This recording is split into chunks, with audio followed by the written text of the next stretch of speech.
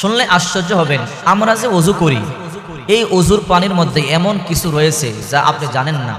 রাসূল করিম সাল্লাল্লাহু আলাইহি ওয়াসাল্লামের কাছে কখনো কিছু কিছু মানুষ অসুস্থ অবস্থায় আসতেন। রাসূল করিম সাল্লাল্লাহু আলাইহি ওয়াসাল্লাম কিছু রোগীকে এই ওযুর পানির মাধ্যমে রাসূল চিকিৎসা করতেন। এই ওযুর পানির মাধ্যমে রাসূল করিম সাল্লাল্লাহু আলাইহি ওয়াসাল্লাম তাদেরকে আদেশ দিতেন, ওযুর পানির মাধ্যমে তারা সুস্থ হয়ে যেত। তো কিভাবে করবেন, কোন সমস্যার কারণে, শুনলে আশ্চর্য হবেন।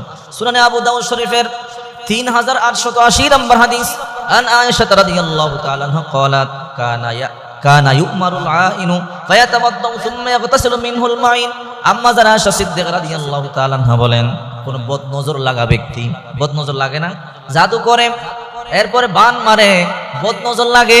এর মধ্যে একটা হলো বদনজর, যখন বিশ্বনবী মুহাম্মদ রাসূলুল্লাহ সাল্লাল্লাহু আলাইহি ওয়াসাল্লামের কাছে কোন বদনজরগ্রস্ত মানুষ আসতো, নবী আমার বদনজর লেগেছে, রাসূল করিম সাল্লাল্লাহু আলাইহি ওয়াসাল্লাম বললেন, ভাইয়া তাওয়াদ্দাউ, তুমি ওযু করো। ওযু করবার পরে ওযুর পরে যে অবশিষ্ট পানি থাকবে, সুম্মা ইয়াগতাসিলু, তা দিয়ে তুমি দাওয়াত করো। অথবা কোন বস্তুর মধ্যে যদি নজর লাগে, ওযুর পানি যদি ওই বস্তুর মধ্যে ছিটিয়ে দেন, তাহলে ওই বস্তুর বদনজর দূর হয়ে যাবে।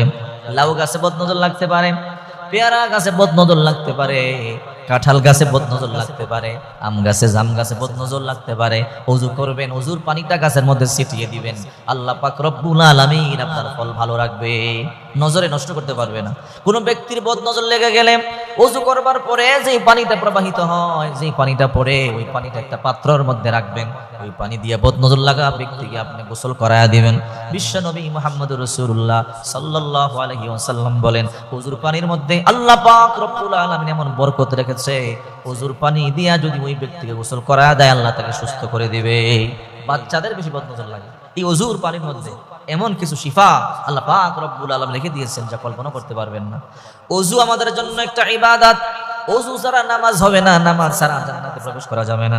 রাসূল করিম সাল্লাল্লাহু আলাইহি ওয়াসাল্লাম বলেন, কোন ব্যক্তি যদি ওযু করে, ওযু করবার পরে যদি 2 রাকাত নামাজ আদায় করে, তাহিয়াতুল ওযু বলে, আল্লাহ পাক রব্বুল আলামিন তার জন্য জান্নাতের দরজাগুলো খুলে দেয়। দেখেন না বিলাল রাদিয়াল্লাহু তাআলা আনহু, নবীজি মেরাজে গেলেন, এসে বলে, বিলাল কি এমন আমল করেছো? বলে, কেন ইয়া রাসূলুল্লাহ? বিলাল রে, আমি জান্নাতে আমার আগে আগে তোমাকে চলতে দেখেছি, কি এমন আমল করেছো বলো? বিলাল রাদিয়াল্লাহু তাআলা আনহু চোখের পানিগুলো সারিয়া কান্না করে, নবীজি ইসলাম কবুল করবার পরে অদ্যাবধি পর্যন্ত এমন কোন আমল আমার মনে পড়ে না যে আমলটা আমি করেছি কন্টিনিউ। ওগো নবীজি, তবে একটা আমল আমি সব সময় করি। কি আমল করো? নবী, যখন আমি ওযু করি, ওযু করবার পরে আমি 2 রাকাত তাহিয়াতুল ওযুর সালাত আদায় করি। নবীজি, এই আমলটা আমি করি। বিশ্বনবী মুহাম্মদ রাসূলুল্লাহ সাল্লাল্লাহু আলাইহি ওয়াসাল্লাম বলেন, বিলাল, এই আমল করবার কারণে আল্লাহ পাক রব্বুল আলামিন তোমার জন্য এমন মর্যাদা তোমাকে বুলন্দ করে দিয়েছে, জান্নাতে আমি দেখেছি আমার আগে আগে তোমার পায়ের শব্দ চলে, আমার আগে আগে তুমি চলতেছ।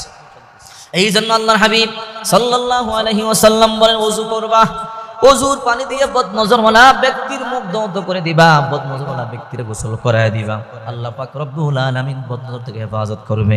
গাছে ফল কম হয়, বুঝবেন বদনজর লেগে গেছে, গাছের মধ্যে ফল ঝরে পড়ে যায়, বুঝবেন বদনজর লাগছে, ওযুর পানি ছিটায়া দিবেন, আল্লাহ তাআলা ওই গাছের মধ্যে প্রচুর পরিমাণে ফলন দিয়ে দিবে।